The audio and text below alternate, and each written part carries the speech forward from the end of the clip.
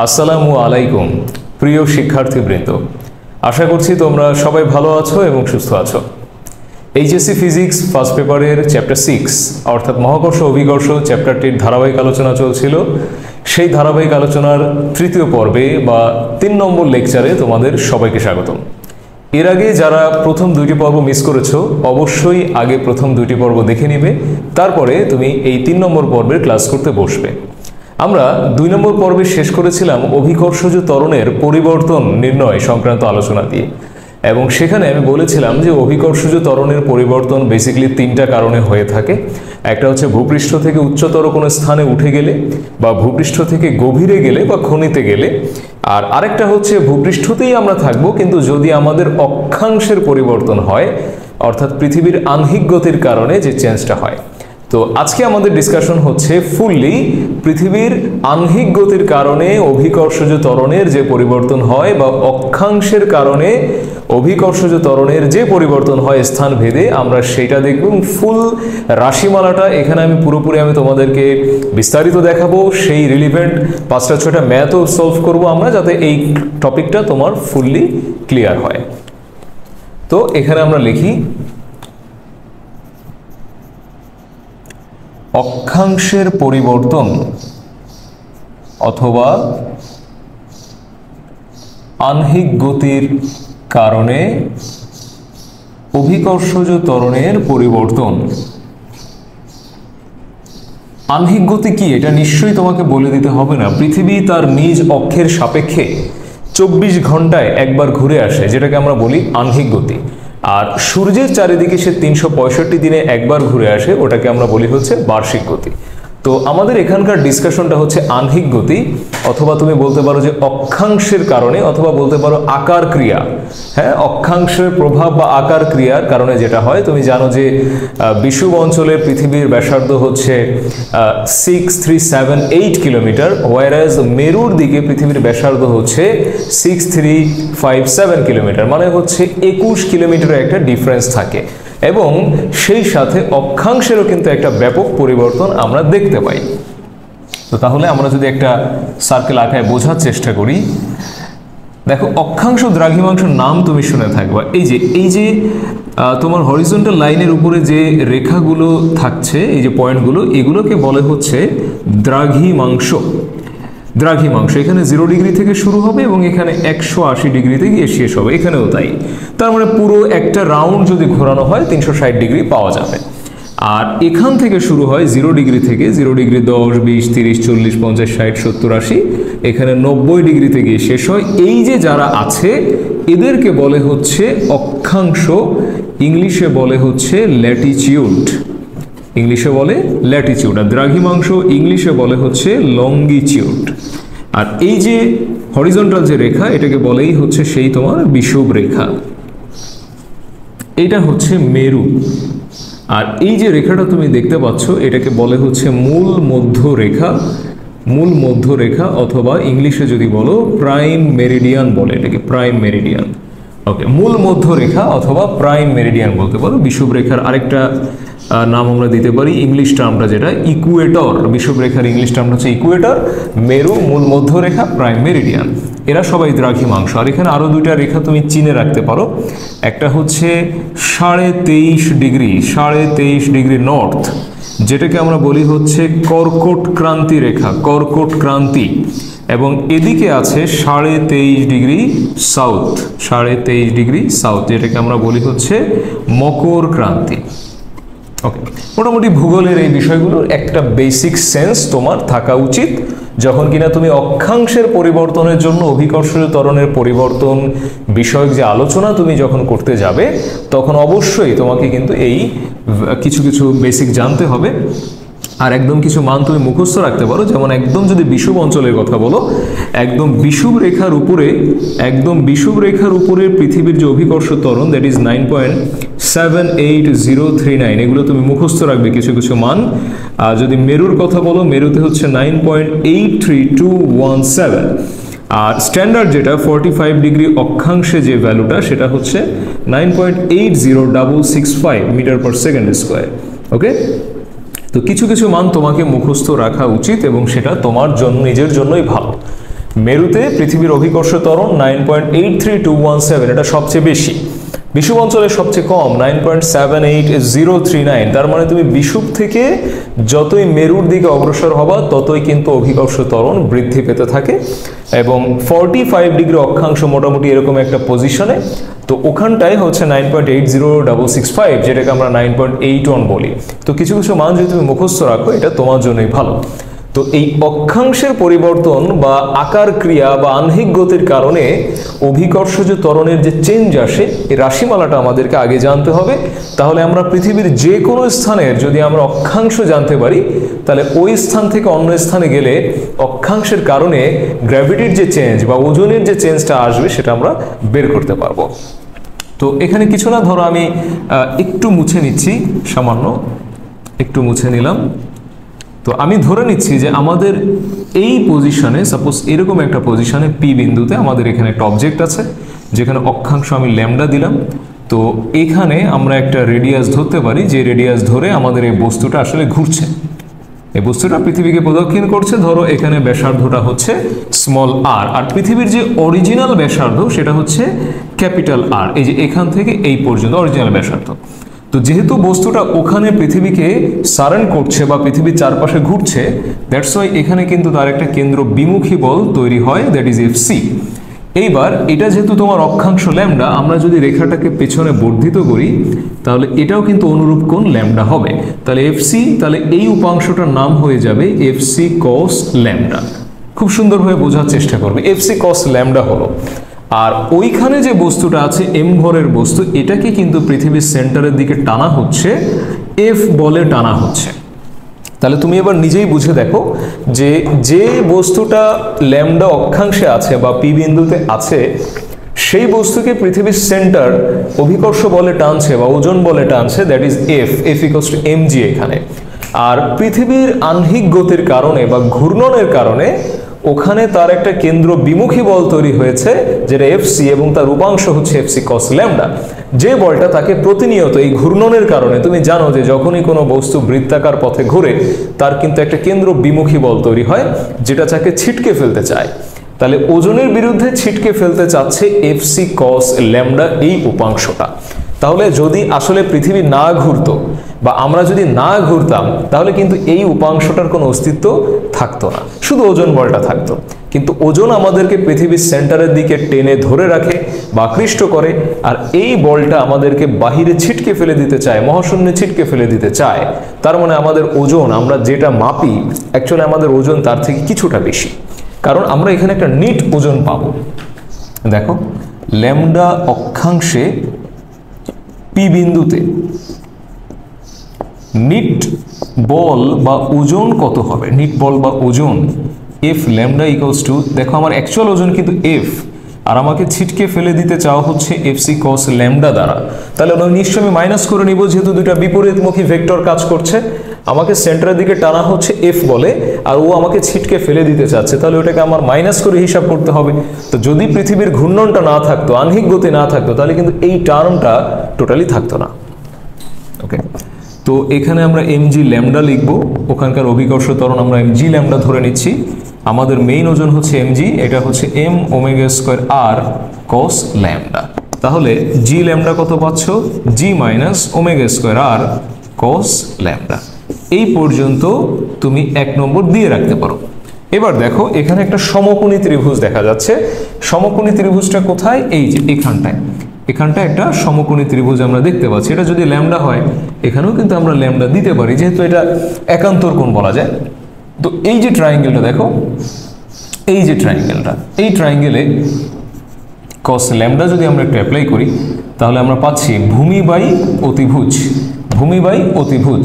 তাহলে অতএব ছোট হাতের আর ইকুয়ালস টু বড় আর কস ল্যামডা কিন্তু লেখা যাচ্ছে।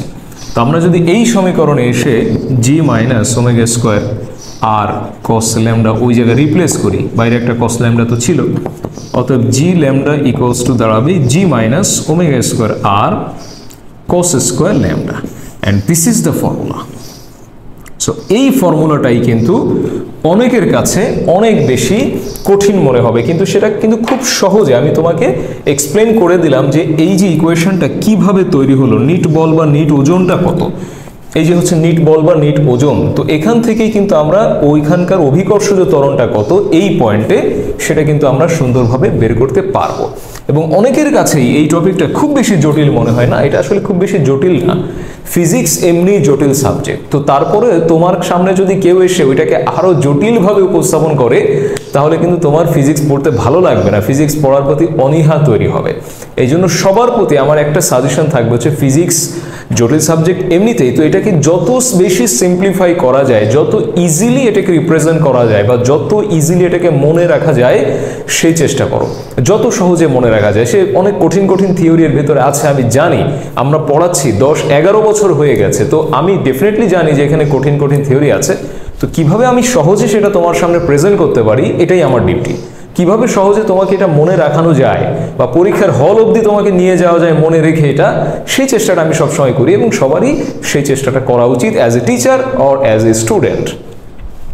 তো এই হচ্ছে সেই ফর্মুলা, যেই ফর্মুলা দিয়ে আমরা আসলে যে কোনো স্থানের অভিকর্ষজ ত্বরণ ফাইন্ড আউট করতে পারি, শুধুমাত্র এটা ডিপেন্ড করছে ল্যামডার উপরে। তো এখানে কিন্তু ওমেগা, যেটা ওমেগা মানে 2π/t কিন্তু এখানে, তো এই যে বড় হাতের টি দেখতে পাচ্ছ এটা কিন্তু সেই 24 ঘন্টা বা 86,400 সেকেন্ড, মানে পৃথিবীর আহ্নিক গতি যেটা 24 ঘন্টা একবার ঘুরে আসে।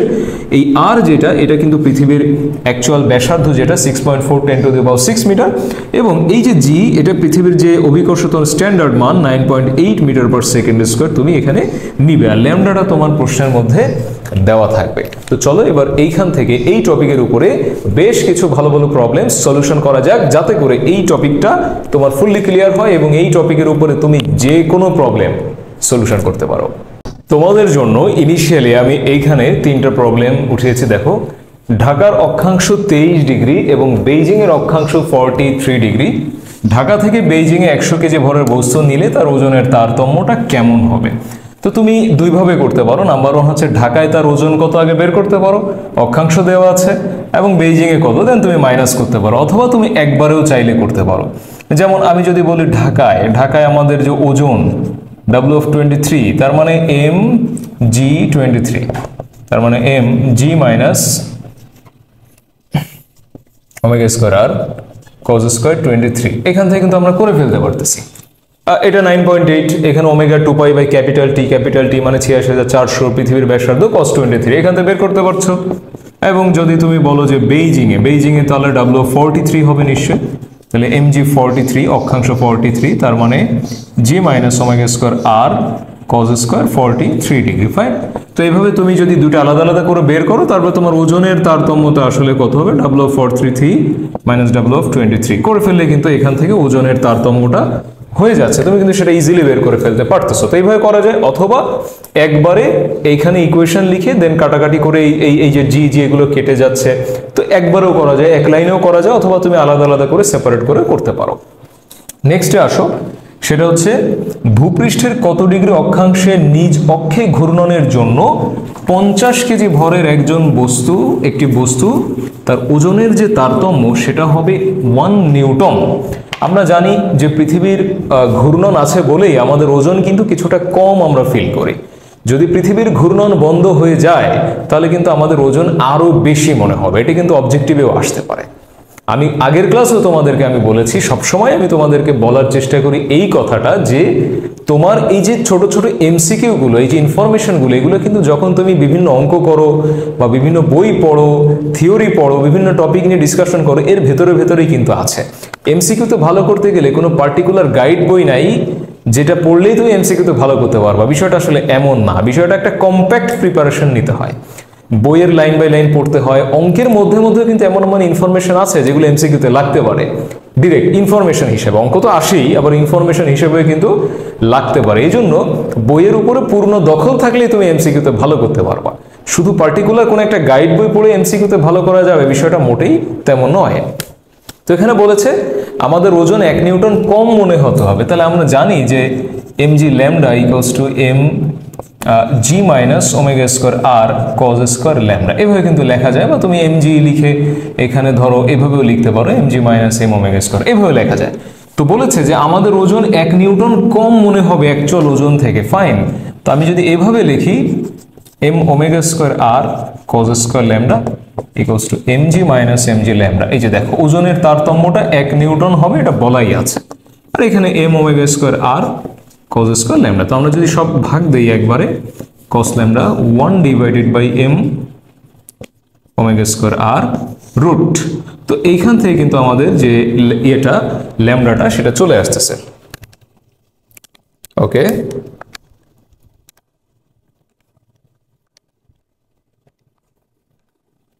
বস্তুর ভর ছিল হচ্ছে 50। ওকে, এখানে তাহলে আমাদের অ্যান্সার আসতেছে 89.98 ডিগ্রি, এটা আসতেছে। পৃথিবী ভূপৃষ্ঠের কত ডিগ্রি অক্ষাংশে নিজ অক্ষে ঘূর্ণনের কারণে 50 কেজি ভরের বস্তুর ওজন 1 নিউটন কম মনে হবে কত ডিগ্রি অক্ষাংশে ঘূর্ণনের জন্য? 89.98 ডিগ্রি অক্ষাংশের ঘূর্ণনের জন্য। আচ্ছা, দেন তোমার আরেকটা কোশ্চেন আছে, দেখো ক্যালকুলেশনটা অবশ্যই খুব খেয়াল করে করবে। এই যে ওজনের তারতম্য, এই যে আমার অ্যাকচুয়াল ওজন আর এখানকার ওজন, এই তারতম্যটা কিন্তু 1 নিউটন বলা ছিল। এবার তুমি যদি ঠিকঠাক মতো সমস্ত মান টান বসায় ক্যালকুলেশন করো, নিশ্চয়ই তুমি ক্যালকুলেশনটা অবশ্যই চেক করে নিবে এটা কত আসে। আমি 89.98 পেয়েছি একবার ক্যালকুলেশন করে, তুমি অবশ্যই আবার চেক করে নিবে।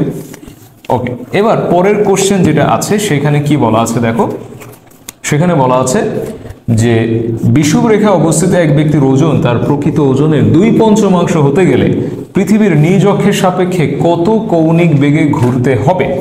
তো এখানে আমরা সেই একইভাবে লিখতে পারি যে M G lambda equals to M G minus M omega square R cos square lambda. তার ওজন প্রকৃত ওজনের 2/5 হতে হবে, তার মানে এই এম জি ল্যামডা হচ্ছে 2/5 অফ এম জি, এটা প্রশ্নে বলা আছে। Then M G minus M omega square আর কজ স্কোয়ার ল্যামডা। তো তাহলে এটা আমরা এই পাশে নিয়ে আসি, এম ওমেগা স্কোয়ার আর cos square lambda, M G common নিই, অন মাইনাস 2/5 হয়ে গেল, এম এম কাটা ওমেগা স্কোয়ার আর cos square lambda, M M কেটে যাচ্ছে জি, আর এখানে ক্যালকুলেশন করলে থাকতেছে 3/5।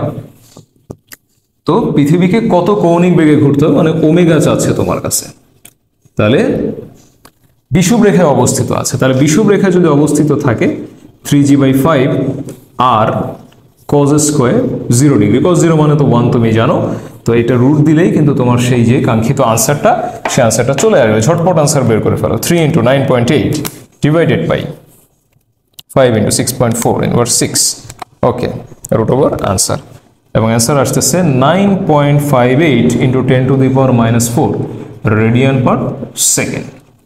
ওকে, সবসময় আমি বলি দ্রুত ক্যালকুলেশন করার চেষ্টা করবা, যে কোনো এক্সামে ফাস্ট অ্যান্ড অ্যাকুরেট ক্যালকুলেশন করার চেষ্টা করবা। দ্রুত মানে এই না যে ভুল করতে হবে, দ্রুত করবা কিন্তু সঠিকটাই করার চেষ্টা করবা। এখান থেকে আমাদের ওমেগার যে ভ্যালুটা সেটা চলে আসলো। তো 3টা অঙ্ক আমরা দেখলাম এই নিয়মের উপরে, চলো আরও 3টা প্রবলেম সলভ করা যাক। তোমাদের জন্য আরও 3টা প্রবলেম আমি এখানে সেট করেছি। দেখো, পৃথিবীর মেরু ও বিষুবরেখার উপরস্থ দুটি বিন্দুতে 100 কেজি ভরের বস্তুর ওজনের তারতম্য কেমন হবে মেরু ও বিষুবরেখার উপর অবস্থিত। তাহলে এটা কিন্তু সেই ওই বেইজিং এর অঙ্কটার মতোই, যে মেরুতে যদি বলো, মেরুতে আমাদের ওজন হচ্ছে M G minus omega square আর কজ স্কোয়ার, ওখানে অক্ষাংশ 90 ডিগ্রি, তো এখান থেকে এটা ওজন তুমি পেয়ে যাচ্ছ, কস 90 মানে তো 0 এমনিতেই হয়ে যায়। আর যদি বলো যে বিষুবে, বিষুবে W0, তার মানে M G minus omega square আর কজ স্কোয়ার 0, ওকে। তাহলে ওজনের তারতম্যটা কিন্তু সেই ঢাকা বেইজিং এর যে অঙ্কটা অনেকটা কিন্তু সেই অঙ্কের মতোই হয়ে গেল, ঢাকা বেইজিং এর অঙ্কটার মতোই। এবার এখান থেকে তুমি এই দুইটা যে ওজন বের হবে সেটাকে তুমি একটা থেকে একটা মাইনাস করলে তোমার ওজনের তারতম্য বের হয়ে যাচ্ছে। দেন আসতেছে পৃথিবীর আহ্নিক গতি না থাকলে বিষুব অঞ্চলে অবস্থিত বস্তুর ওজনের তারতম্য কেমন হবে আহ্নিক গতি না থাকলে। আমি যদি বলি যে আহ্নিক গতি যদি থাকে, মানে পৃথিবী যদি ঘোরে, তাহলে বিষুব অঞ্চলে তোমার যে ওজনটা হয়, বিষুব অঞ্চলে তোমার ওজন যেটা হবে সেটা হচ্ছে mg0, তো M G minus omega square আর কজ স্কোয়ার 0, এটা হচ্ছে আহ্নিক গতি থাকলে। তুমি এখানে বসায় ক্যালকুলেশন করবা, সমস্ত ভ্যালুগুলো বসাই দিবা। আর যদি গতি না থাকে তাহলে সেই ক্ষেত্রে কি হচ্ছে, সেই ক্ষেত্রে mg0 প্রাইম ধরো দিলাম, এম জি মাইনাস, আহ্নিক গতি নাই মানে পৃথিবী ঘুরছে না, তার মানে এই ওমেগা এটা জিরো হয়ে যাচ্ছে, মানে গোটা টার্মটাই কিন্তু জিরো হয়ে যাচ্ছে। তাহলে যেমনটা আমি বলছিলাম যে আহ্নিক গতি থাকলে আমাদের ওজন স্বাভাবিক ওজনের থেকে কিছুটা আমরা কম ফিল করি, আর যদি আহ্নিক গতি না থাকে তাহলে আমাদের অ্যাকচুয়াল ওজন যেটা সেটা আমরা বুঝতে পারবো। আর আহ্নিক গতি ছিল বলে কিছু একটা আমরা মাইনাস করেছিলাম, মানে অ্যাকচুয়াল ওজনের থেকে কিছুটা কম পাচ্ছিলাম। আর আহ্নিক গতি যদি না থাকে তো আমরা অ্যাকচুয়াল ওজনটাই পাবো। তাহলে এখান থেকে কিন্তু আমরা আবারও সেই যে তারতম্যটা মাইনাস করলে পেয়ে যাচ্ছি। আর লাস্টে আরেকটা কোশ্চেন আছে, যে কোশ্চেনটা আসলে খুবই ভালো একটা কোশ্চেন, পড়ে দেখো যে পৃথিবীর কৌণিক বেগ বর্তমানের কত গুণ হলে বিষুব অঞ্চলে অবস্থিত একটি বস্তু ছিটকে পড়ার উপক্রম হবে। আগেই বলেছিলাম যে আমাদের উপরে আসলে দুইটা ফোর্স আছে, একটা হচ্ছে পৃথিবীর সেন্টার আমাদেরকে নিজের দিকে টানছে, আরেকটা কেন্দ্র বিমুখী বল আহ্নিক গতির কারণে তৈরি হয়ে আমাদেরকে ছিটকে ফেলে দিতে চাচ্ছে। কিন্তু ওজনটা বেশি হবার কারণে আমরা ছিটকে পড়ি না। কিন্তু যদি কোনো কারণে আমাদের উপর নিট বলটা শূন্য হয়ে যায়, ওজন বল এবং ওই সেই কেন্দ্রমুখী বলের উপাংশ, কেন্দ্র বিমুখী বলের উপাংশ, এরা যদি কোনো কারণে সমান হয়ে যায়, অর্থাৎ আমাদের উপরে নিট বল যদি কোনো কারণে শূন্য হয়ে যায়, তখনই কিন্তু আমরা ছিটকে পড়ার উপক্রম হব বা ছিটকে পড়ব।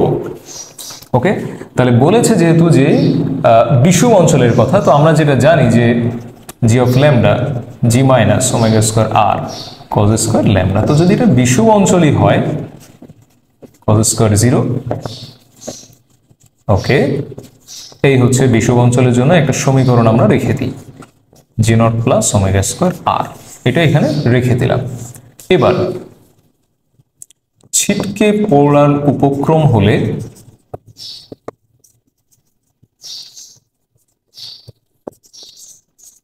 নিট বল শূন্য হবে এবং কৌণিক বেগ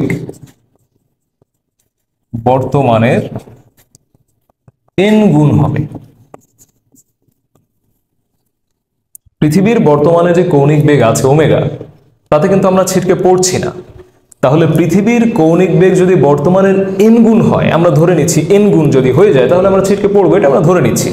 এবং সেই মোমেন্টে আমাদের উপরে যে নিট বল, এই নিট বলটা কিন্তু শূন্য হতে হবে, মানে দুটো ঘটনা ঘটতে হবে, যে আমাদের কৌণিক বেগ বর্তমানের n গুণ হতে হবে এবং ওই সময় আমাদের উপরে যে নিট বলটা এটা শূন্য হয়ে যেতে হবে। তাহলে নিট বল ইকুয়ালস টু জিরো হয়ে যেতে হবে। তাহলে আমরা যে নিট বলের যে সমীকরণটা জানতাম যে এম জি ল্যামডা, এটাই কিন্তু আমাদের সেই নিট বল, যেটা ছিল M G minus M omega square আর কজ স্কোয়ার ল্যামডা, এমনটা ছিল। এখন তুমি বলছো যে বর্তমানের n গুণ হবে, তাহলে এখানে শুধু ওমেগা লিখলে হবে না, এখানে একটা n দিতে হবে, দিয়ে দেন হোল স্কোয়ার দিবা, তাহলে তোমার সূত্রটা পারফেক্টলি এখানে হবে। তো নিট বলটা শূন্য করতে হবে, তাহলে এম জি মাইনাস এম, এখানে থাকলো n ওমেগা হোল স্কোয়ার আর কজ স্কোয়ার 0 ডিগ্রি, যেহেতু বিষুব অঞ্চলের ব্যাপারটা। তাহলে আমরা এই পাশে নিয়ে আসি m n square omega square R, আর এখানে থাকলো এম জি, তাহলে এম এম কেটে যাচ্ছে, n স্কোয়ার ওমেগা স্কোয়ার আর, তো m এখানে g এর জন্য আমরা এইটা বসাইতে পারি জি নট প্লাস ওমেগা স্কোয়ার আর। তো এলাকা ক্যালকুলেশনটা কিন্তু এখানে অলমোস্ট দেখো হয়ে গেছে। সো এবার আমরা যদি এখানে একটু কমন নিয়ে নিই, ওমেগা স্কোয়ার আর যদি কমন নিয়ে নিই, N square minus 1 equals to G not. এখন বিষুব অঞ্চলের যে অভিকর্ষ ত্বরণ, এইটা কিন্তু এখানে সেটা বসবে, জি নট 9.78039, ওইটা বসাইতে হবে। তাহলে আমি যদি একটু সাইডে করি, তাহলে N square minus 1 equals to G nought by omega square R, অর্থাৎ এন সমান সমান G nought divided by omega square R plus 1 whole root over. এবার তুমি ঝটপট ওখানে ক্যালকুলেশন করে ফেলতে পারো, 2 into 3.1416, okay, divided by 86400 whole square 6.4 এবার 6, এবার 9.78039 divided by answer plus 1। Okay, এটা আমাদের আনসার আসতেছে 17.02, অ্যাপ্রক্সিমেটলি 17 গুণ। তো এই প্রবলেমটা থেকে তুমি দেখতে পারলে যে পৃথিবীর কৌণিক বেগ বর্তমানের যদি 17 গুণের কাছাকাছি হয়ে যায়, তাহলে আমরা কিন্তু পৃথিবীর পৃষ্ঠে থাকতে পারবো না, আমরা ছিটকে পড়ে যাব। সো আমার মনে হয় এই 3 নম্বর ক্লাসে এই যে গোটা ডিসকাশন আমি করলাম, অক্ষাংশের পরিবর্তন শীর্ষক যে ডিসকাশন, এবং 6টা প্রবলেম আমি নিজে হাতে এখানে তোমাকে ধরে করিয়ে দিয়েছি। আশা করি এই টপিকের উপরে আর কোনো প্রবলেম তোমার থাকবে না এবং ফুল বেসিক কনসেপ্টটা তোমার ক্লিয়ার হয়েছে, প্রবলেমসগুলো তুমি প্রপারলি বুঝতে পেরেছো। নেক্সট ভিডিও লেকচারে আমরা মুক্তিবেগ এবং স্যাটেলাইট এই দুটো ইম্পর্টেন্ট টপিক কভার করব। টিল দেন সবাই ভালো থাকো, সুস্থ থাকো, আল্লাহ হাফেজ, আসসালামু আলাইকুম।